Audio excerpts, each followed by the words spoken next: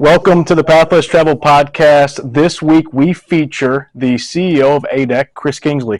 Hey, Chris, Greg, thank you for being on this again. Yeah, you bet. So we're going there. Are we going there? We can go there if you want. This is Chris's third take due to some audio challenges and then video challenges. Yeah, we've got backups on backups, right? So this is happening. We do. I've got a microphone here. I've got a microphone here.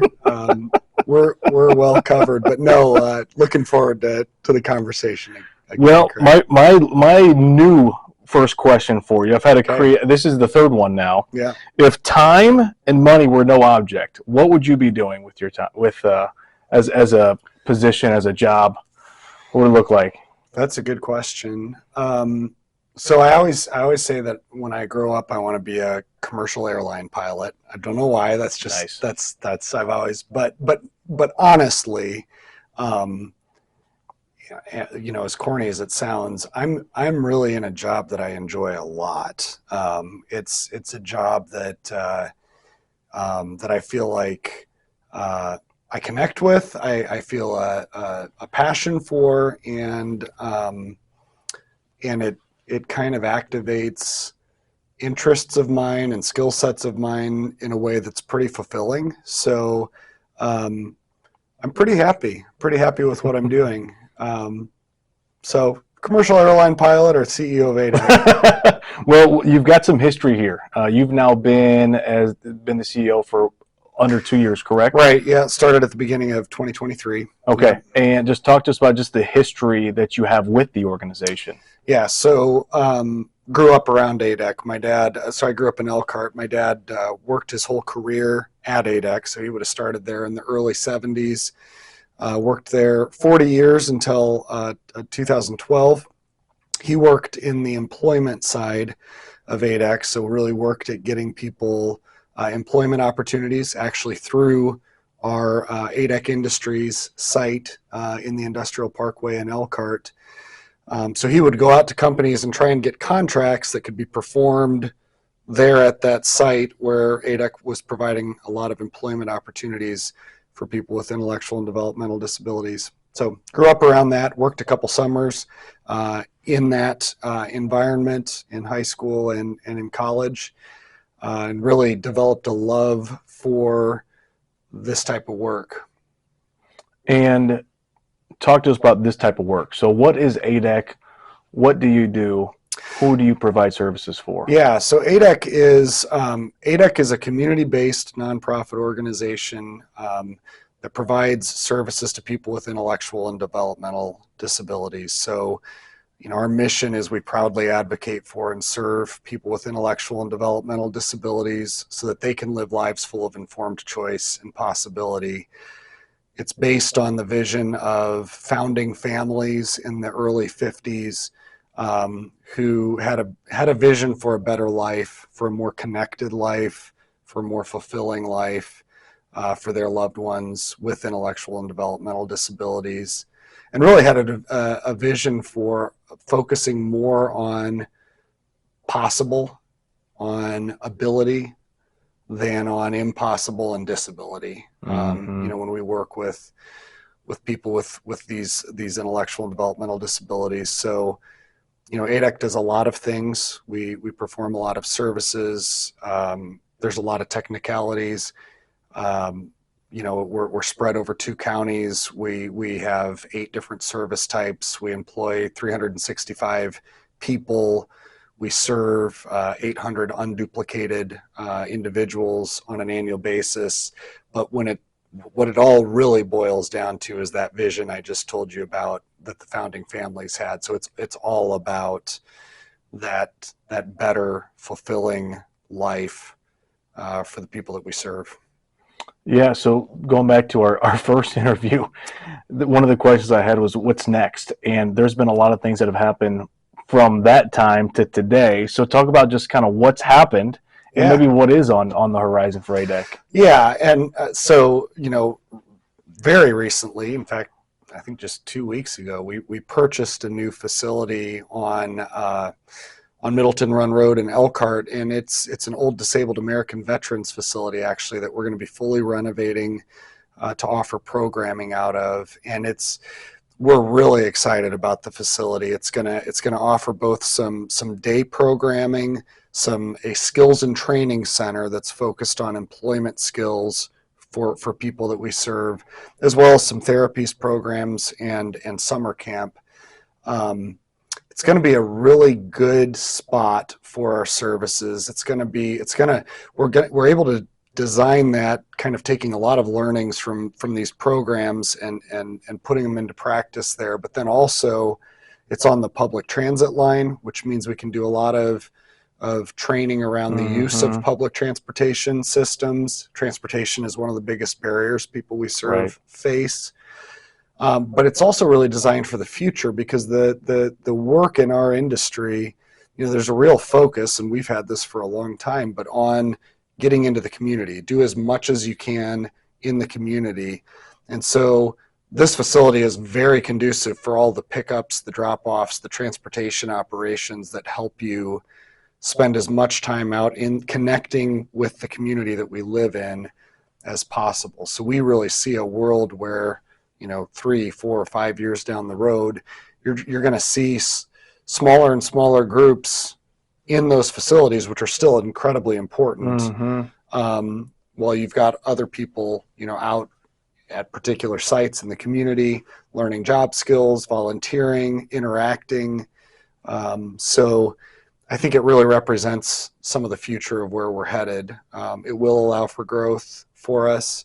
And I think it'll just, again, it'll continue to bolster the quality of our services that we're bringing and the difference it makes.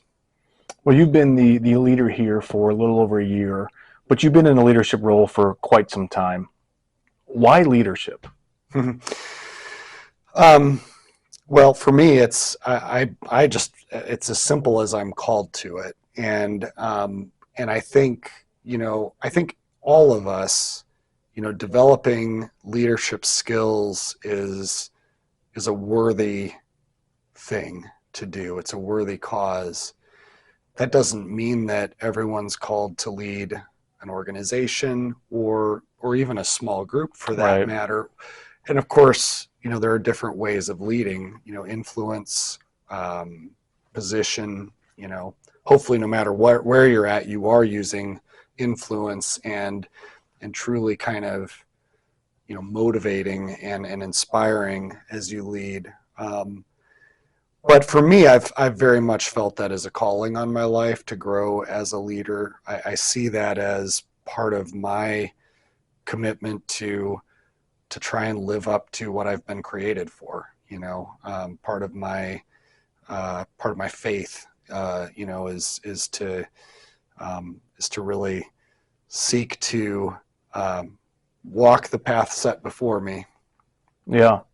Do you think that it was, if you look back in time, was it athletics? Was it, was it extracurriculars where you just found yourself front and center and you just became more and more comfortable? Was it anything you can point to? Or That's a good question. I think it's all of the above. I think there were different ways. I'm not an extroverted person, so it's not so much that I tend to be the first to speak in a room or things like that. But yeah, I noticed over the years, I would find myself on, if you want to call it, platforms for leadership, and I would find people inviting me onto those types of platforms. And I think you start to take notice of that, and you start to take notice of people feeling impacted by what you're doing in that. And again, for me, I attribute that to God. I don't, it's, but you take note of it and you say, okay, this may be something I'm called to really continue to develop and do more of. And there's challenges, right, that come along with that title or being in that position. What are some leadership challenges that you face or you've had to overcome? Well, I think one of them is I think it's easy to focus on, particularly when you're placed in kind of these positions of leadership. It's easy to focus on some of the perks of leadership, but if you're really going to walk in leadership, you have to wholly own the stakes of leadership. So leadership has high stakes, and depending on the position, the stakes will often get higher. And I think that's why I've felt called to the positions that I've accepted.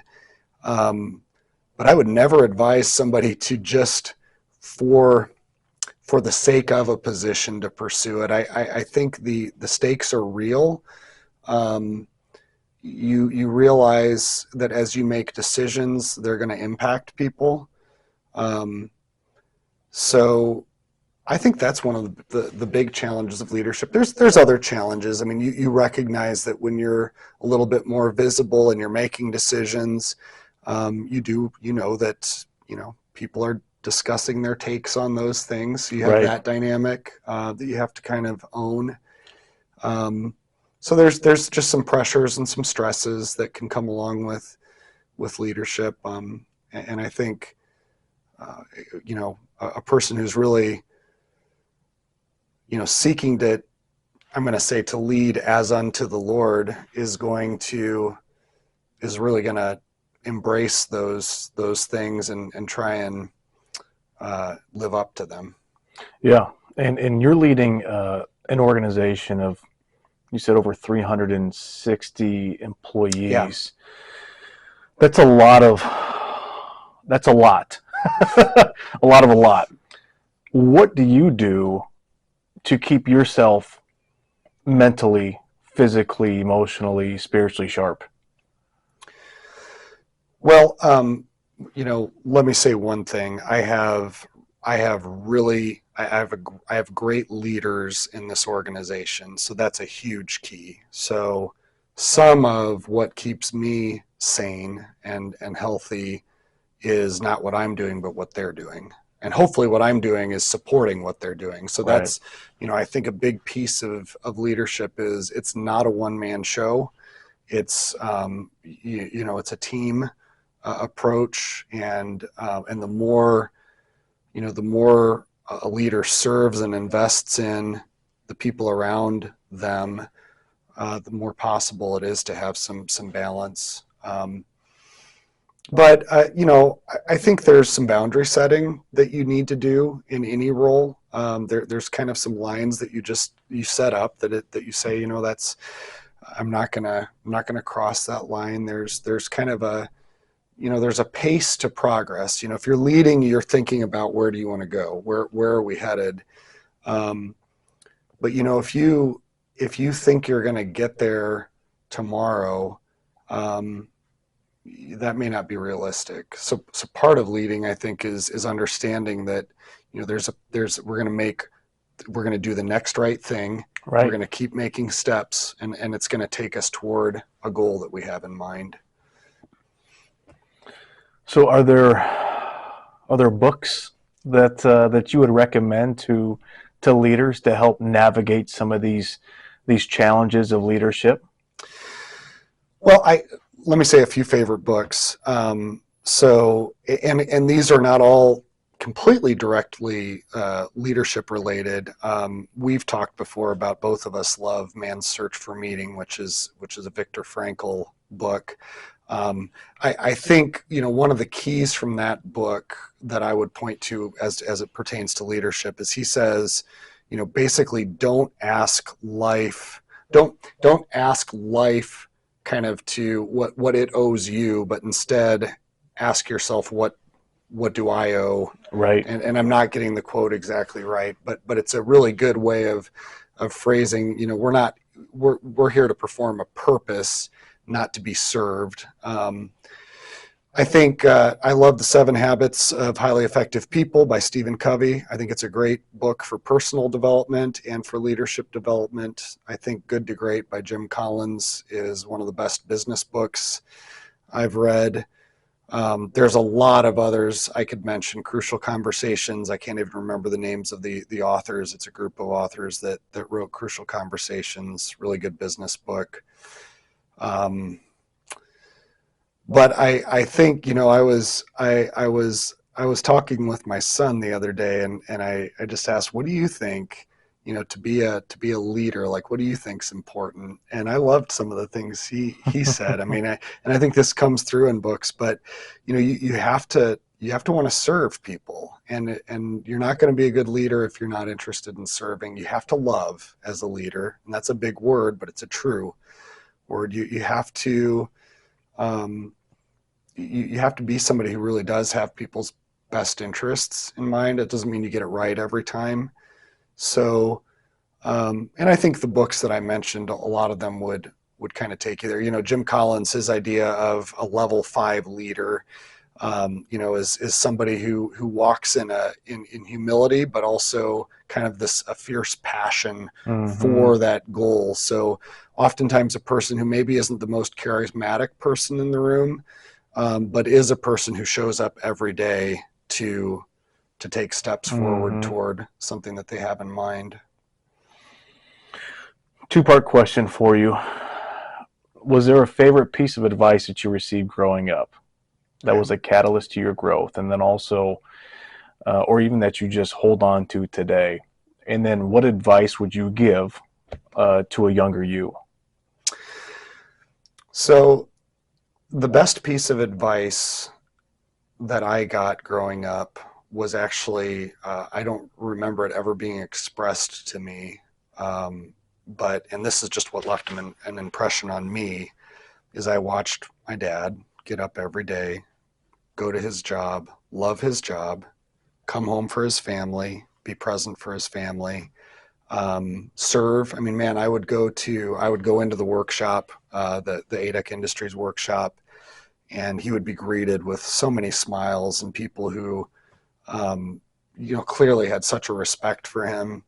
Again, he's not a charismatic person. He was just a person who showed up every day with a heart to serve. Yeah. And so that was the best advice that I got growing up, was just watching him live his life.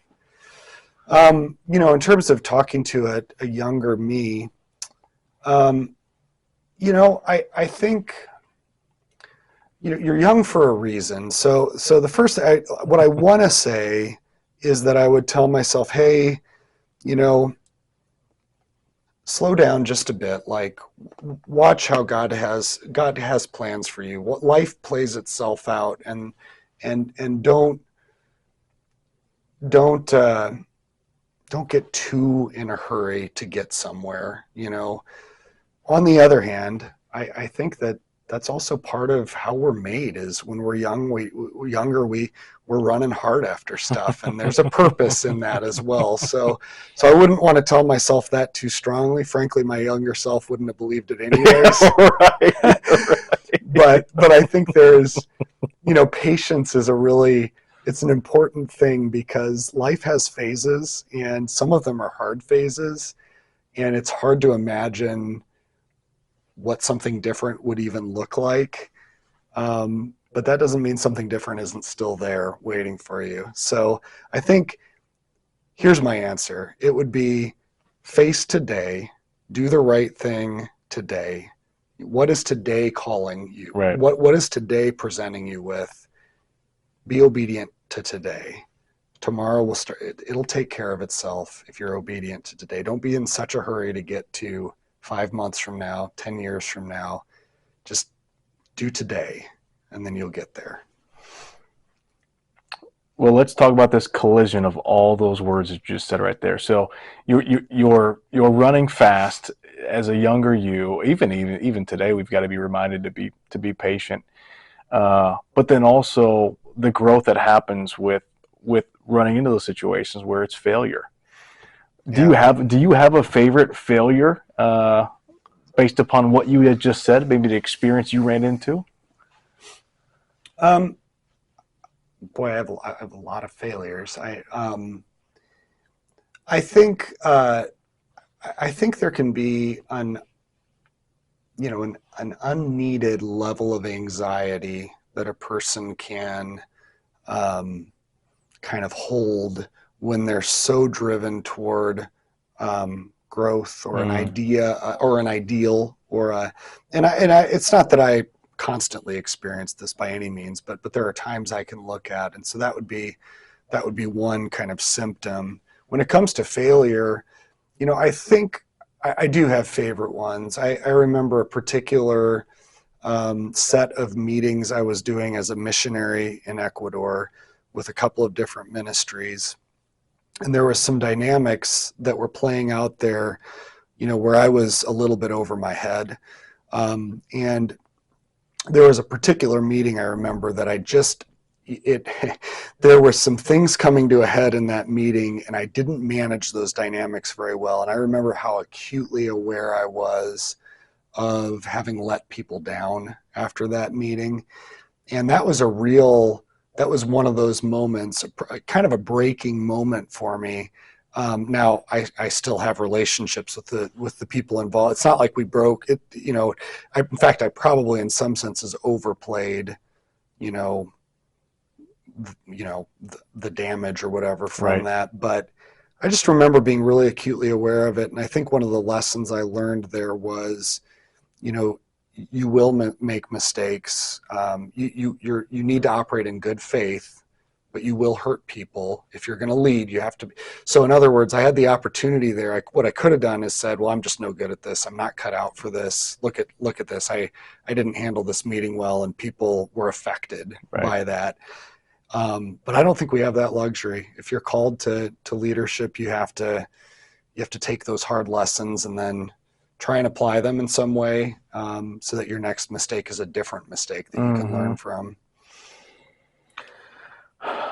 I think people all of us struggle with what to say yes to and what to say no to.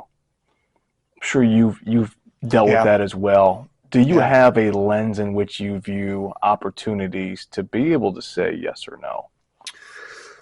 Yeah.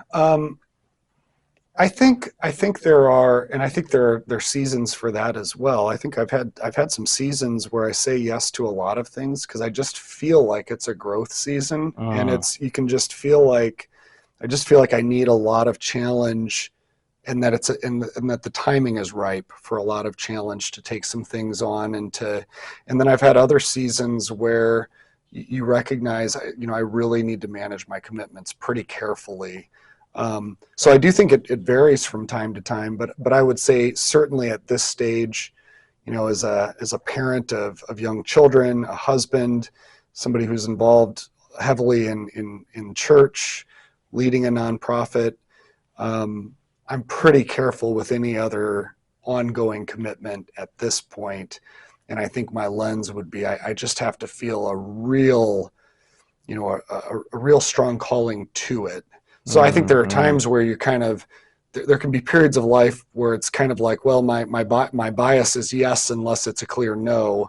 Now I'm kind of in a period of life where it's no unless it's a clear yes. And I think both are okay from time to time.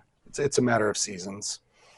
Well, in the past, you've talked about people in your life that have not gotten to where you're at, but have helped become catalysts in your growth. Yeah. Who are some of those individuals, and maybe something that you've learned from them or taken from them? Well, starting with my dad. I mean, I think, I'm just incredibly blessed. A lot of people don't have the type of stability that I had growing up watching him, but not just stability, but both of my parents really embraced a lifestyle of service and putting others above themselves and modeling that consistency. So those are really important. Stability, predictability. My dad was the same one day as he was the next day. A lot of people don't experience that, and I was really fortunate to have that. I had, my pastor is, both of my pastors, but one in particular, I've had a pretty close relationship with for, almost 20 years at this point. And he's, I think when it comes to, modeling integrity, modeling love, modeling kind of how to apply life principles. You know, he's been an incredible example for me in terms of really, you know, and you know, certainly in that setting, it's a Christian faith setting, but you can extrapolate from that. Even just, you know, when you have an organization, when you have a mission that has certain values attached to it, you have to champion and guard those values and hold accountability to those values. And I've watched that in him. Had a business mentor too, who played a really important role in my life. Worked alongside him at La Casa for a number of years. And I think he was a really good example of, number one, integrity. You know, he was a CFO and just very high integrity, you know, no compromise. So there was, you know, never, if you have an opportunity, but you would have to in some way compromise to get there, that's a no-go. So he modeled that, as well as, I think, you know, a real genuineness, authenticity that I learned from. And that's just a small sampling. Right. I've been fortunate to have a lot of those types of examples.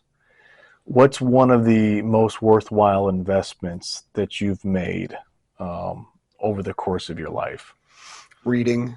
You know, so I've got my Audible. I do a lot of audiobooks and audio courses. I haven't done those as much recently, but years ago I did a number of the great courses, business related content, finance related content, negotiations, I mean, things like that. So to really learning and professional growth, but reading, you know, if you only read, you're not good for anything. Sorry, but it's true. But if you read and you engage each day and you seek to live out things that you're reading, it's such an important catalyst for growth. It's a great investment of time and resources. So that's what I would say has been the best investment. Are there any books right now that you're currently reading? involved in? Yeah. Well, okay, so I'm reading, one is more of a spiritual content book that I'm reading right now. It's an author named Watchman Nee, who a lot of people probably haven't ever heard of before. He was a Chinese Christian who had some pretty profound writings. I really like C.S. Lewis on the spiritual front as well. Boy, yes, I'm reading Get a Grip by Gino Wickman right now, which is on what's it called? SEO. I'm blanking on the entrepreneur. Sorry, EOS, Entrepreneurial Operating System. So that's been interesting to kind of. I've studied that model some in the past, but kind of continuing to take a look at that.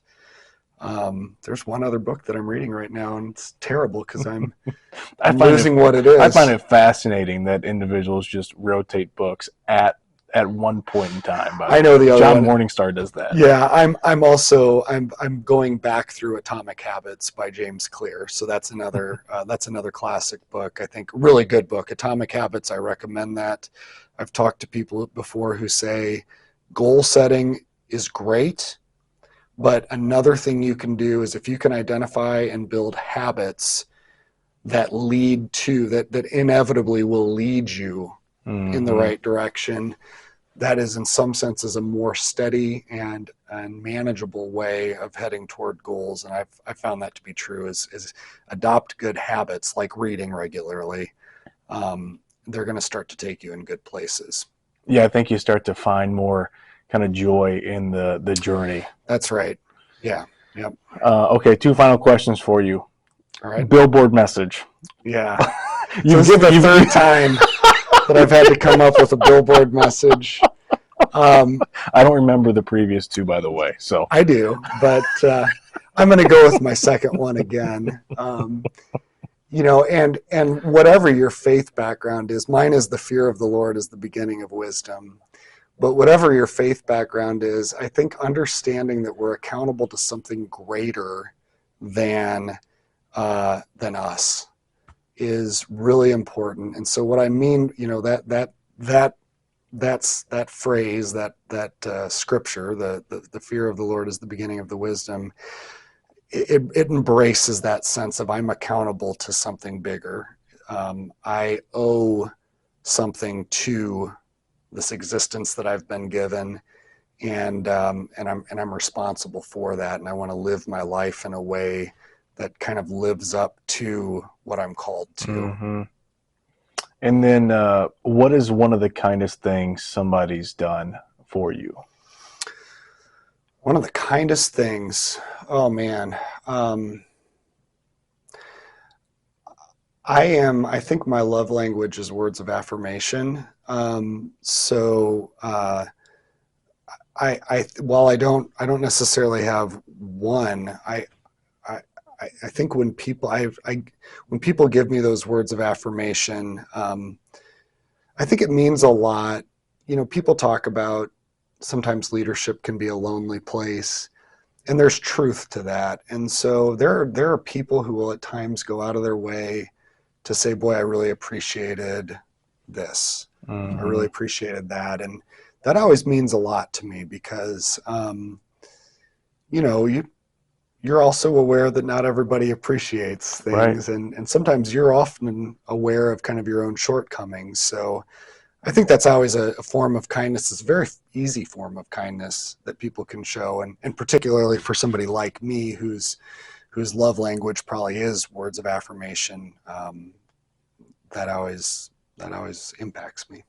Well, I want to leave some room in case you want to just share anything about any final thoughts on just leadership or the organization here at ADEC. Maybe it'd be a need that you have, anything that you'd like to communicate here before we close it up.